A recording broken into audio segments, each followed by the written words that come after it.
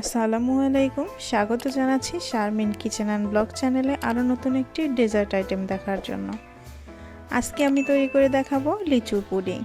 তাহলে দেখে নেওয়া যাক কীভাবে তৈরি করতে হয়। প্রথমে এখানে আমি লিচু নিয়েছি, এবার লিচুর খোসাগুলো আমি ছাড়িয়ে নেব। সবগুলো লিচুর খোসা ছাড়ানো হয়ে গিয়েছে, এবার লিচু থেকে বিচিটা আলাদা করে নেব।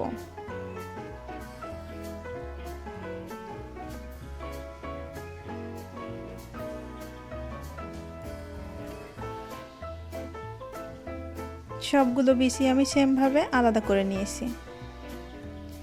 এবার একটা ব্লেন্ডারের জার নিয়ে তার মধ্যে লিচুগুলো দিয়ে দেব।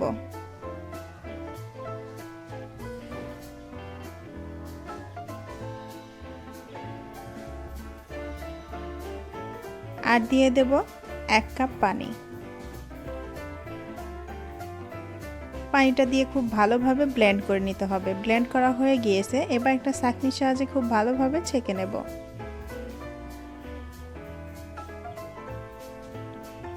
একটা চামচের সাহায্যে খুব ভালোভাবে লিচুর জুসটা বের করে নিতে হবে।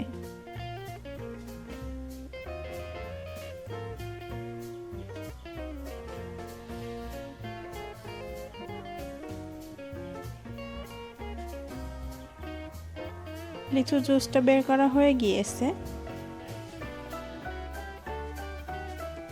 এখন চুলায় একটা পাত্র বসিয়ে এর মধ্যে অর্ধেক লিচুর জুসটা দিয়ে দেব।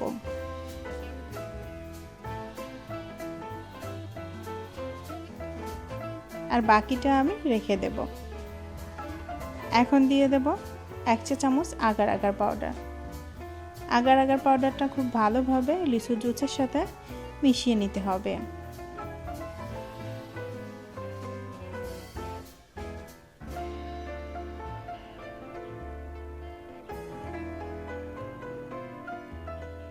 মেশানো হয়ে গিয়েছে, এবার চুলাটা অন করে দেব।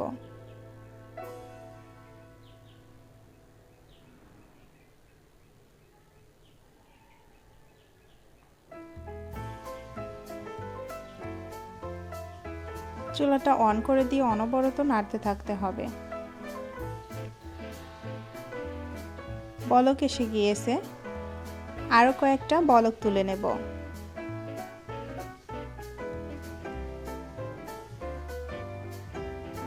খুব ভালোভাবে বলক এসে গিয়েছে, এবার চুলা থেকে নামিয়ে পুডিংটাকে সেট করে নেব।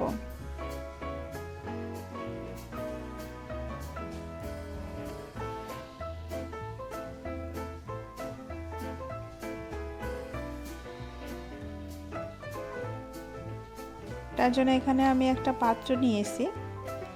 এখন আমি মিশ্রণটা খুব ভালোভাবে ছেঁকে পাত্রের মধ্যে ঢেলে নেব।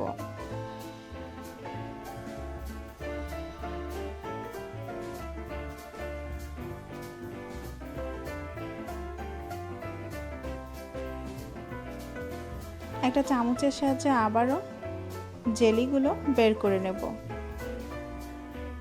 বের করা হয়ে গিয়েছে, এবার পাত্রটা সেট হওয়ার জন্য রেখে দেব। বাহিরে রাখলেও সেট হয়ে যাবে, আবার নর্মাল ফ্রিজেও রাখতে পারেন। এবার আমি জেলগুলো খুব ছোট ছোট সাইজ করে কেটে নেব। আপনারা আপনাদের পছন্দ অনুযায়ী কেটে নিতে পারেন।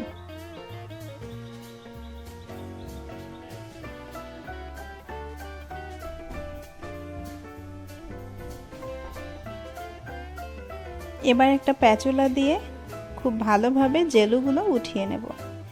দেখতেই পাচ্ছেন জেলগুলো দেখতে কতটা সুন্দর হয়েছে।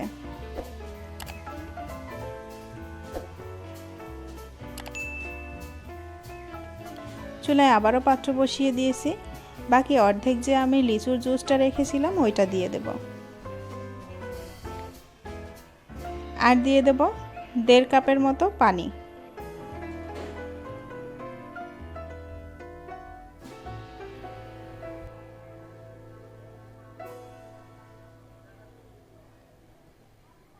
পানিটা দেওয়া হয়ে গিয়েছে, এখন দিয়ে দেব 1/4 কাপ চিনি।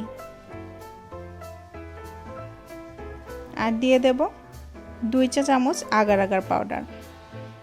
আগার আগার পাউডার ও চিনি খুব ভালোভাবে লিচুর জুসের সাথে মিশিয়ে নেব।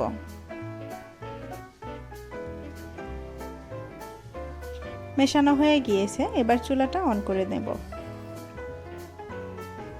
চুলাটা অন করে খুব ভালোভাবে জাল করে বলক তুলে নেব। মিশ্রণটাতে বলক এসে গিয়েছে।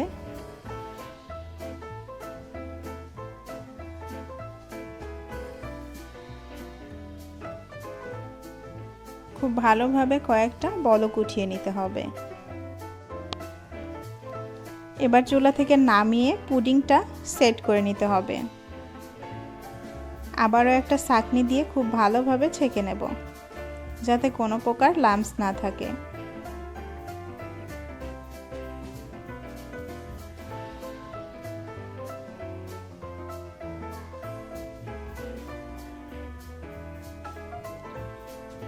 কিছুটা ঠান্ডা করে নিয়ে আগে থেকে তৈরি করে রাখা জেলগুলো দিয়ে দেব।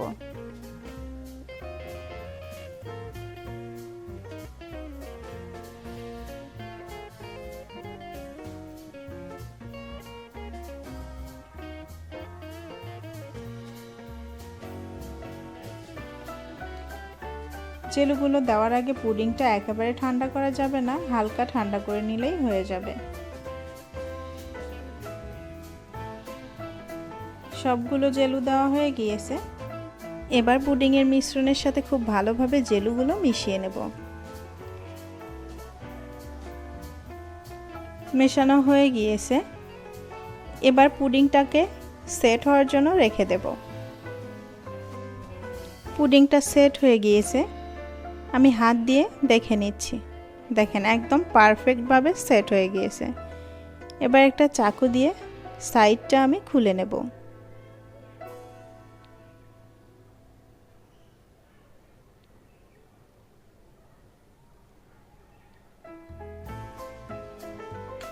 খুলে নেওয়া হয়ে গিয়েছে। এবার আমি মোল্ড আউট করে নেব।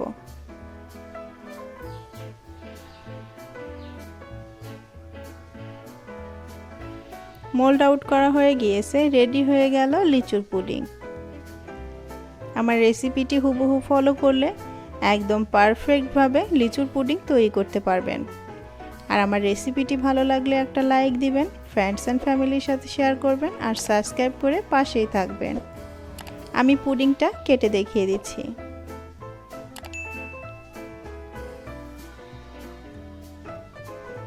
আর আপনি যদি অলরেডি করে থেকে থাকেন তাহলে আপনাকে অসংখ্য ধন্যবাদ।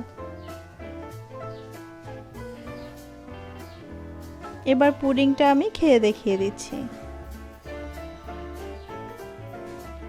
এই পুডিংটা দেখতে যেমন আকর্ষণীয়, খেতে বেশ ভালো ছিল।